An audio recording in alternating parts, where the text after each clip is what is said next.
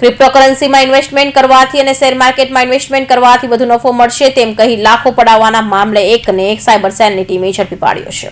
Cyber crime cell પાસેથી મળતી માહિતી મુજબ સુરતના વેપારીને શેર માર્કેટમાં તથા ક્રિપ્ટોકરન્સીમાં ઇન્વેસ્ટમેન્ટ કરવાથી સારો એવો નફો મળશે તેવી લોભામણી વાતો કરી વોટ્સએપમાં લિંક મોકલી વેબસાઇટમાં રજીસ્ટ્રેશન કરાવી વોટ્સએપ ગ્રુપમાં એડ કરી ઇન્વેસ્ટમેન્ટના બહાને અલગ અલગ બેંક એકાઉન્ટમાં 74,17,000થી વધુ રૂપિયા ટ્રાન્સફર કરાવી લઈ 1,97,000 રૂપિયા વિડ્રો કરાવી દઈ બાકીના 92,20,000ની છેતરપિંડી કરાઈ હતી।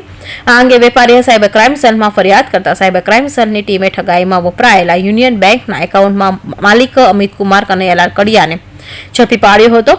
આ બેંક એકાઉન્ટમાં સમગ્ર ભારતમાં NCCRP પોર્ટલ પર 23 જેટલી ફરિયાદો થઈ છે।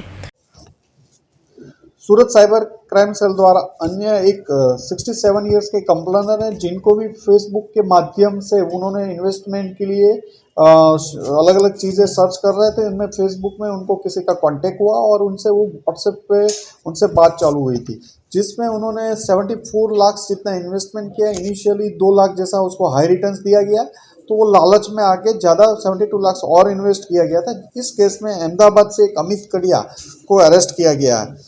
इस जो अकाउंट इनसे बरामद हुए उनसे भी NCCRP पोर्टल पर 23 से ज़्यादा कंप्लेन है और 1 करोड़ के करीब इस पर जो इन्वेस्टमेंट फ्रॉड की कंप्लेनें रजिस्टर है इनके खिलाफ।